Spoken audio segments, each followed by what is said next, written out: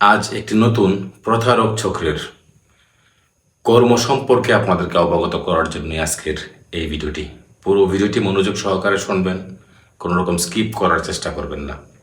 যদি স্কিপ করেন তাহলে কিছুই বুঝতে পারবেন না। হতে পারে আগামীতেও আপনার জীবনে ঘটে যেতে পারে এমন ঘটনা, অথবা হতে পারে কোনো একদিন ঘটে গিয়েছে আপনাদের কাছে এমন ঘটনা, যাতে করে ভবিষ্যতে এরকম ঘটনার পুনরাবৃত্তি না হয়, সেজন্যই মূলত আজকের এই ভিডিওটি।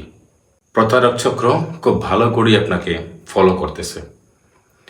যেদিন জানলো যে আপনি ফোন সাথে করে নেন নাই, ঠিক সেদিনই আপনার ফ্যামিলিতে ফোন করে বলল যে আপনি রোড অ্যাক্সিডেন্ট করেছেন এবং আপনাকে নিয়ে সদর হাসপাতালে যাওয়া হচ্ছে।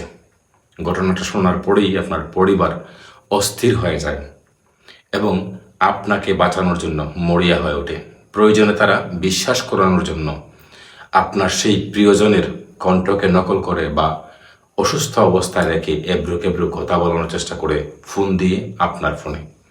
তখন আপনি আর বুঝতে বাকি থাকে না যে আপনার সেই কাঙ্ক্ষিত মানুষটি, আপনার সেই ঘনিষ্ঠ মানুষটি, আপনার পরিবারের সেই মানুষটি আসলে রোড অ্যাক্সিডেন্ট করেছে। দ্রুত গতিতে আপনাকে হসপিটাল নেওয়ার জন্য তারা ব্যবস্থা করে। আপনি যদি এখানে বলেন যে আমার কিছুটুকু লেট হবে সময়, আপনাকে জিজ্ঞাসা করবে যে হসপিটাল আসতে আপনার কতটুকু সময় লাগবে। যদি সময়টা একটু লম্বা হয় তাহলে তারা হয়তো এই পন্থা অবলম্বন করতে পারে। কি পন্থা?